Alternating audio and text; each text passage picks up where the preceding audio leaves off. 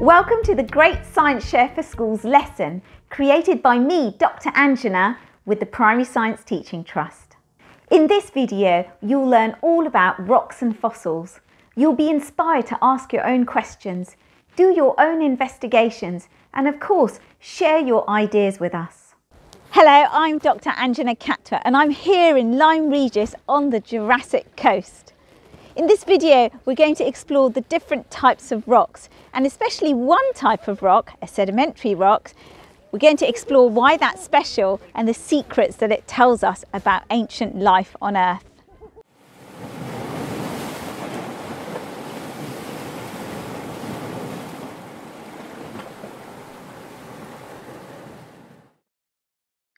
The rock cycle shows us that no rock stays the same forever. Over thousands and millions of years, the rocks are broken down, moved around and deposited in different places. The rocks can be squeezed together and pushed deep into the earth, where they can be melted or changed by intense heat and pressure, only to be uplifted again back to the earth's surface. All of these processes join together to make the rock cycle. There are three different types of rocks in the rock cycle: igneous, metamorphic and sedimentary rocks. Let's start off with the first one, which is an igneous rock. To help you understand how igneous rocks form, let's watch this short activity where we make them using sweets. So here we are, just about to make our igneous rocks. And of course, safety is the main concern here because it's a very hot frying pan. We've put our little foil trays into the frying pan and they're heating up. So we just need to be really careful about that. Our metamorphic rocks on a plate here, and we're going to put them into our foil trays, and I'll use some tongs just to be safe. And is it going to start melting? I don't know. I think we just got to wait and see what happens. That's part of science, isn't it? So Sarita, what do you think's happening to our metamorphic rocks in the heat? It looks like they're melting like lava and then popping. You can see bubbles, can't you? Look at my one, which is round. You can see like little bubbles popping. Yeah, it looks like the tinfoil is a weird shaped bowl, and the sweet inside looks like a volcano soup, which smoke comes out of it. So now we have our igneous rock. It looks like a chocolate pool of lava. It's pretty effective, isn't it? Yeah. Igneous rocks are formed from magma deep underneath the Earth's crust. When that magma is erupted through volcanoes onto the Earth's surface, it forms lava. And I've got an example of that in my hand. This is a piece of basalt which I picked up from an island called Hawaii, which is in the middle of the Pacific Ocean. And you can see that it's dark black in colour, and it's got these strange structures on the surface. This is actually what we call pahoi lava, because it's got a real ropey structure to it. It's a brilliant rock, and I always find it amazing to think that if it wasn't solidified, it'd be boiling hot and melt my hands off. Our next rock is a sedimentary rock. To help us understand how they form, let's see how we can make them out of chopped up sweets.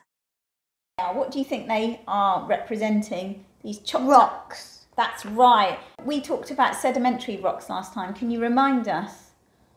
Sedimentary rock is made from other kinds of different kind of rock which is broken up. Something has to happen to these broken bits. They've got to come together to form a new rock. And so our hands are going to be those processes which compress these broken bits of rock into a new rock.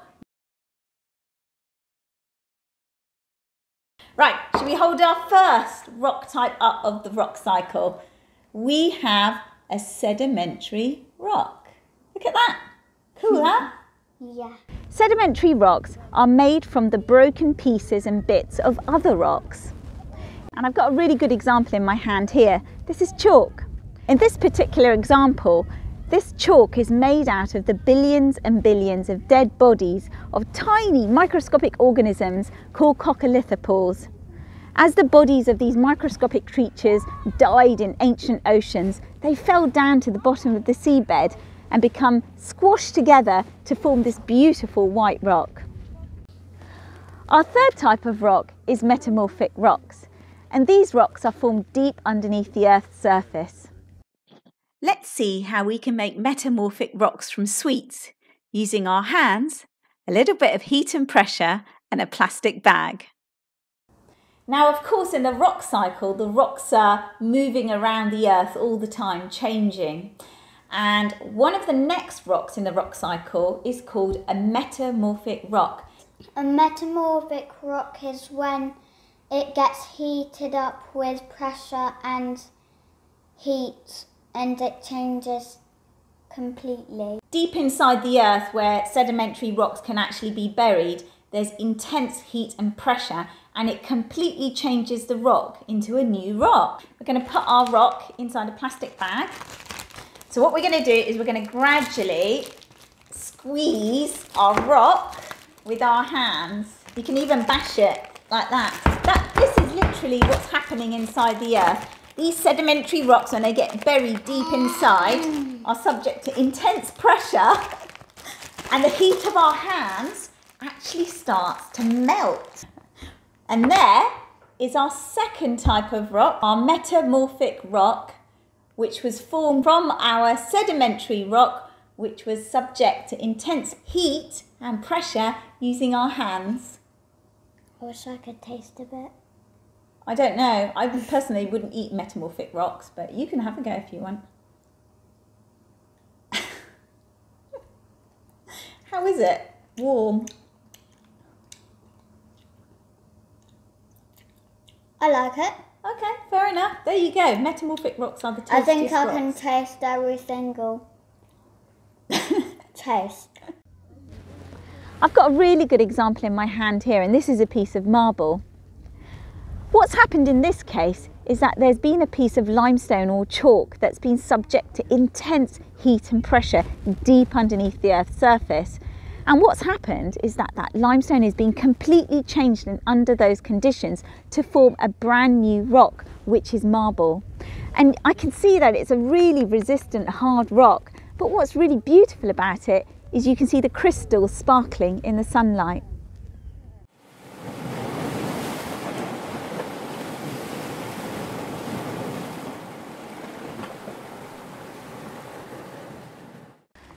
Every sedimentary rock tells the story of the environment in which it formed, and I've got two really good examples for you. We talked about the chalk a bit earlier and how this particular rock formed at the bottom of deep tropical seas, and this particular rock is made up of the billions of dead bodies of microorganisms called coccolithophores. And it's a lovely rock, it's bright white, and if I rub it, it's quite soft, it's kind of powdery and it comes off on my hands. And I think what's really wonderful about sedimentary rocks is that they really are like time machines. I can hold this rock and travel back in time 140 million years to when our world was covered in these tropical oceans. In contrast to the chalk, take a look at this rock here. It's dark black, and if I rub it, it's actually quite soft and it comes off on my hands. I wonder if you can guess what it is. That's right, it's a piece of coal. And coal was forming around about 400 to 500 million years ago during the Carboniferous period. At this time, the world was dominated by lush tropical forests. And when the leaves and the branches and the twigs that were in this forest eventually died and fell down to the bottom of the forest floor, they built up in lots and lots of different layers and became squeezed together to form a rock. Now those fossilized trees and leaves and branches eventually would be subject to intense heat and pressure, and that would turn them into this fossil fuel that we know today as coal.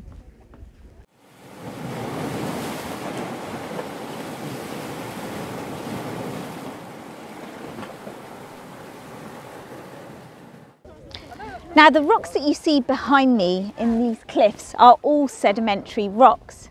They were formed at the bottom of a deep sea 200 million years ago during the Jurassic period. Now what is really interesting about the rocks behind me in the cliffs is hopefully you can see these stripes, and those bits that are sticking out are layers of limestone, and in between you can see the darker grey, which is layers of clay. Why are these layers important, and what do they tell us about how these rocks were formed? To remind ourselves how sedimentary rocks are formed, let's have a look at this fun activity.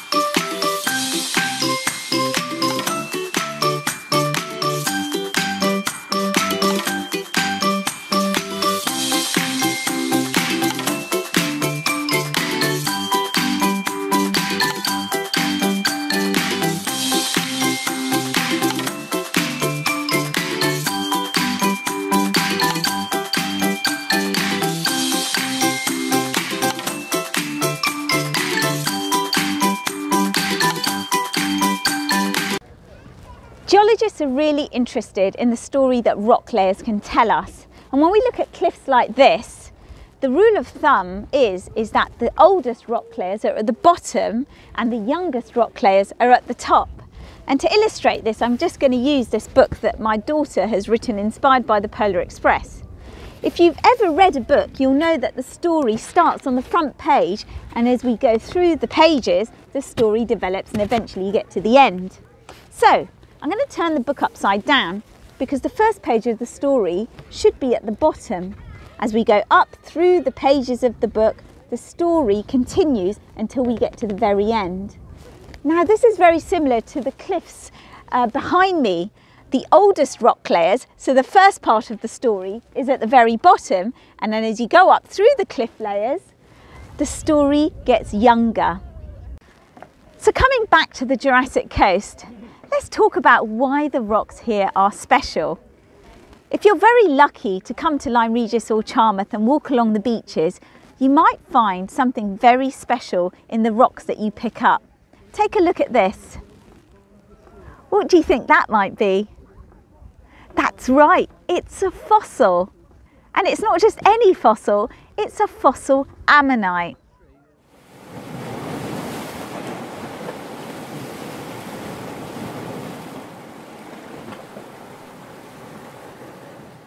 Now, of course, fossils are the reason why the Jurassic coast is famous. But we have to ask ourselves a question: what is a fossil? Fossils are the remains or traces of creatures, plants and processes that existed hundreds of millions of years ago. They can be traces of creatures like this, like shells of ammonites, or they could be dinosaur footprints, or even in some cases, they could be ripples that were on the surface of a beach that have become locked in the rocks for all time. I want to show you one of my really best fossils, my favourite find. And if I showed you this, you think, ooh, that's not a very interesting rock, is it? It looks a bit boring. But this was a piece of rock that I picked up on Charmouth Beach, just down there on the Jurassic coast, about 5 or 6 years ago. And eventually, the rock wore away and one of my friends cleaned it up, and guess what he found inside? He found that ammonite. Isn't that beautiful? And I'm sure you've seen lots of people out on the beaches today. This is what they're doing here. They're looking for fossils. But we need to take a step back to understand why these beautiful spiral-shaped creatures are in these rocks that we can find on the beaches of Lyme Regis and Charmouth today. How have these fossils formed? So to understand how we ended up with that fossil in that rock, we need to go back 200 million years ago, when this entire landscape was covered in deep Jurassic seas. There would have been plenty of these ammonites swimming about in the oceans. And the ammonites had spiral-shaped shells and a kind of a weird squid-like head here, which was very soft. Our poor ammonite would have been swimming along in the water one day, and maybe it would have been attacked by another creature that took a great big chunk out of its shell. What would have happened to this poor creature is it would have died and it would have sunk to the bottom of the seabed. Now its soft body parts, so its head in particular, would have been eaten by scavengers or rotted away, leaving behind the shell lying on the bottom of the seabed. Over time, the shell would become covered in layers and layers of sediments, clays and silts and shales. And over time, that shell would become buried under these layers of sediments, and eventually it would become part of the rock itself. What's really interesting is that the shell would be made up of all sorts of minerals in its own right, but as it became buried and went under the process of fossilization, the minerals in the shell would be replaced by the minerals in the surrounding rock. And if you've ever seen those gold-coloured ammonites, they're made out of iron pyrites, and that has come from the surrounding rock which has encased that ammonite shell forever.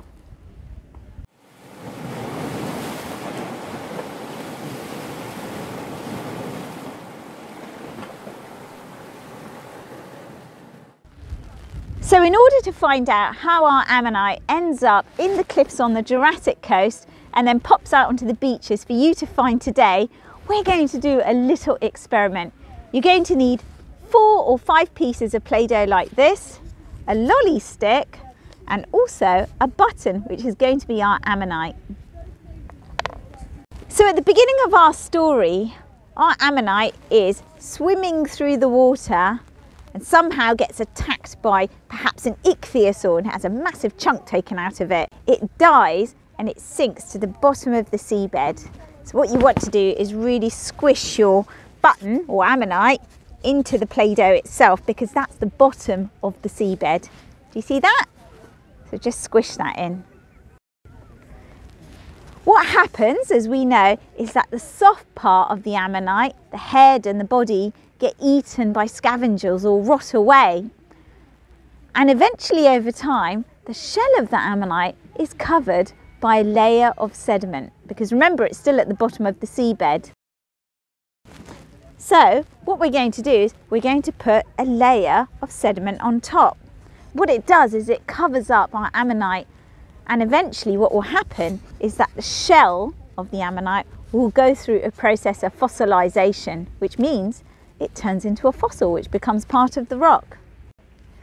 Over time, this rock layer gets covered by other rock layers. We just keep adding them on like this. See that? And they build up, a bit like the layers in the cliffs we talked about at the start of the film. Now we have to fast forward 200 million years.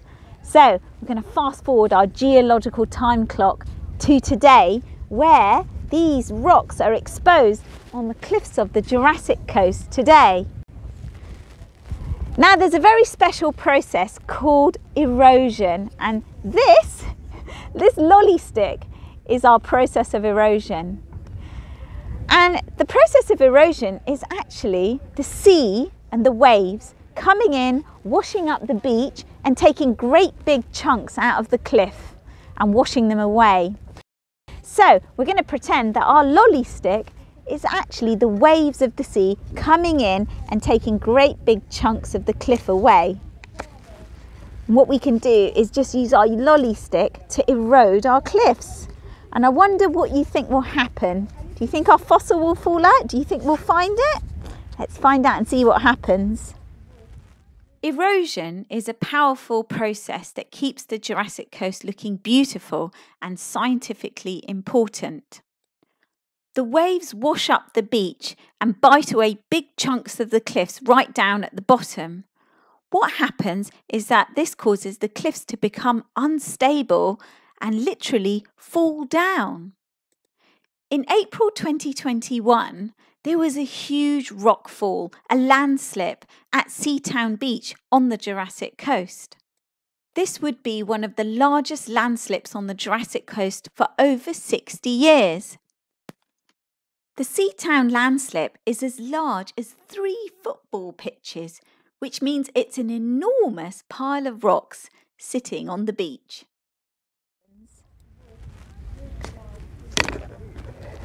Keep digging away.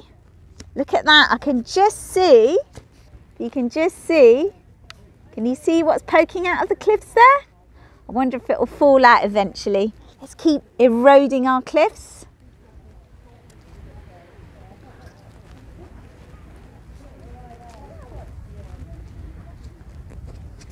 These waves are doing a really good job, aren't they, eroding our cliffs on the Jurassic coast. And eventually, look at that, the waves will literally push that ammonite out onto the beach for you to find today. You may be wondering about any special kind of tools or skills that you need to look for fossils, but really all you need are your eyes. And you need to look out for the light grey rocks because sometimes you might be lucky just to come across a magical treasure that's a fossil from hundreds of millions of years ago. Look what I found. What have you found, Sarita? I found one tiny ammonite on this big rock and a medium belemnite. And you just found that as you were walking along? Yeah. How does that make you feel? Does it make you feel like a real fossil hunter? Yep. The beaches on the Jurassic coast are a treasure trove of fossils waiting to be found by someone like you. Hundreds of millions of years ago, dinosaurs were walking across the land of Dorset. At Keats Quarry in Dorset, you can actually walk in the footsteps of these dinosaurs because their fossilised footprints are there for you to see today. We're going to try and make our own fossilised dinosaur footprints, but first we need to understand a little bit about how they formed. Sarita, you just jumped into a dinosaur footprint. Did I? Yeah, cool, huh? Yeah, it is round enough, so yeah. So the dinosaur footprint trackways that were made in this quarry were actually made by gigantic dinosaurs called sauropods. Mummy, what are sauropods? Sauropods are these large dinosaurs about the size of a double-decker bus, if you can believe it, and they were herbivores. Do you remember what a herbivore is? A herbivore is when you eat lots and lots of plants. That's right, and these herbivorous dinosaurs loved it here because the landscape was covered in lush tropical jungles. It was a good place to live. Yeah. And as these dinosaurs were walking across this landscape, their heavy feet would squidge into the mud below, creating these footprints. That I'm sitting in right now. That's right, yeah, you're sitting in what would be a squidgy dinosaur footprint. Yeah. So Sarita, do you want to learn how these dinosaur footprint fossils were made? Yes. Let's do it. To make our own dinosaur footprints, you're going to need 2 things. One is a toy dinosaur, and secondly, you'll need some Play-Doh. So Sarita, tell us about a day in the life of a sauropod 145 million years ago. So if this Diplodocus was walking along to look for food and there was like a big splodge of mud, it would like walk and then splodge and then keep on walking looking for food. Look, you can actually see the dinosaur footprint there in the mud. Cool, huh? Now over time, that dinosaur footprint would have dried out in the mud and another layer of sediment would be deposited on top. Do you want to try and do that with this one? Yeah. Gently squeeze it on top. And here's another layer of sediment that would be deposited on top. So those footprints are now buried under layers of rock. So hundreds of millions of years later, human beings come along and they want to quarry the landscape in order to use the rock for building. Do you know what quarrying means? Quarrying means when you're like digging something up from a rock. That's right, it's about taking a rock out of the landscape and using it for something else. So when the quarrymen were digging out the rocks in this quarry, they started to peel away the layers of rock. That's one, let's take that off to be used in a building. And here's our dinosaur footprint. And what's really lovely is you can see the trace fossil. You can see the negative impression of the footprint and you can see the positive cast left here.